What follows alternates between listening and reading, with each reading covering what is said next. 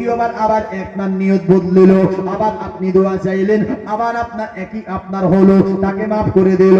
বেরাদার যাই হোক না কেন, বেরাদার আমার নবী মুস্তাফা সাল্লাল্লাহু তাআলা আলাইহি ওয়াসাল্লাম আপনার সেখান থেকে আপনার 3 দিন পরে রওনা হয়ে গেছে, মক্কা থেকে মদিনার দিকে হিজরত করছেন।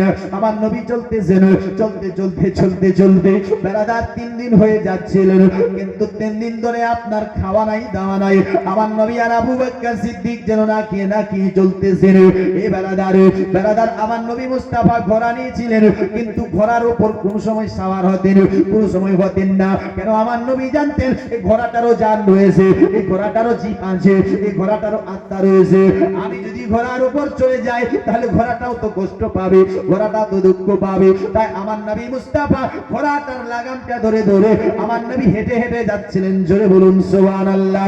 ও বাবাজি, বন্ধুগণ, ভাইরা, বেরাদার, আমার নবী চলতেছে, চলতে চলতে চলতে যখন আপনার পিপাসায় ক্লান্ত হয়ে গেছে, মুখ তরপর করছিল, আমার নবী বলছিলেন, আবু বকর,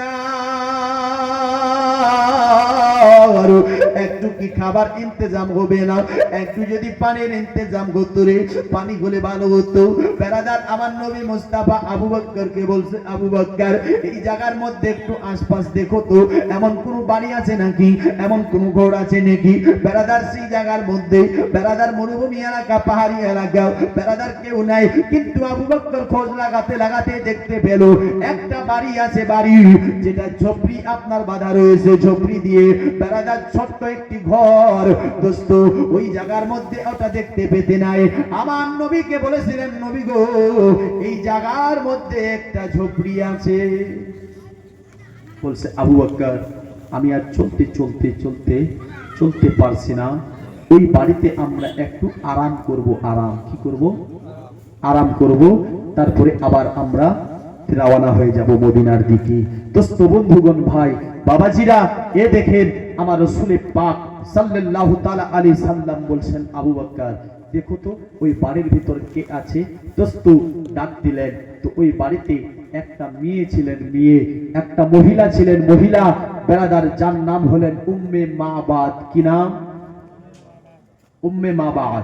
দোস্ত, বন্ধুগণ, ভাই, এই উম্মে মাবাদ আপনার ঘরের ভিতরে ইনি দস্তক দিচ্ছেন, আওয়াজ দিচ্ছেন, ঘরে কে আছো?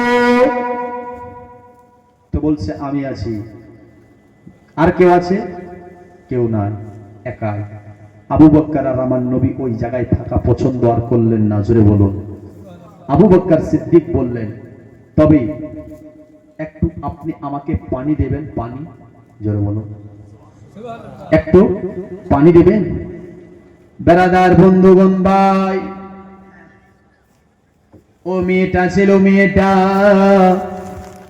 যে মেয়েটা আপনার বেরাদার আপনার বলেছিলেন, আপনারাকে আমি জানি না, তবে আমার খিমাতে আপনার পানি নাই, পানি, আমার খিমাতে বিস্কিট নাই, আমার খিমাতে খাবার নাই, আমার খিমাতে এমন কিছু নাই।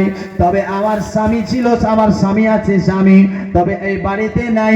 আমার স্বামী গিয়েছে বকরি চড়াতে, আর এই বকরি চড়াতে গিয়েছে, যখন বকরি নিয়ে বাড়ি আসবে তখন পানি নিয়ে আসবে। জোরে বলুন সুবহানাল্লাহ।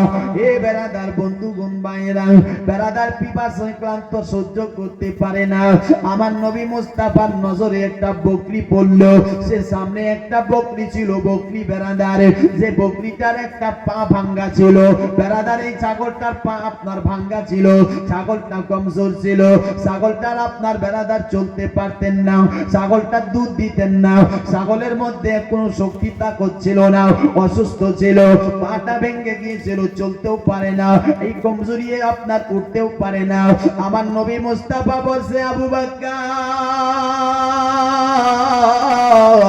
দেখো রে, এই যে দেখো একটা বকরি আছে, বকরি, যে তুমি এটা আমাদের পানি দিতে পারবে না, একটা কথা তাকে বলো রে, যেন আমাদের একটু এই ছাগলের কাছ থেকে দুধ নেওয়ার এজাজত দেয়। যদি আমাদের দুধ দেওয়ার এজাজত দেবে, আমরা সেখান থেকে দুধ দেখাই, আপনার দুধ বার করে আমরা আপনার পান করে নেব। বেরাদার আবু বকর সিদ্দিক মেয়েটাকে বলছেন, মেয়েটা তোমার বাড়িতে একটা ছাগল আছে ব্রান্ডার মধ্যে দেখা যাচ্ছে, তুমি যদি বকরি ছাগলটার থেকে আমাদের দুধ বার করার ইজাজত দিতে, আমরা একটু দুধ বার করে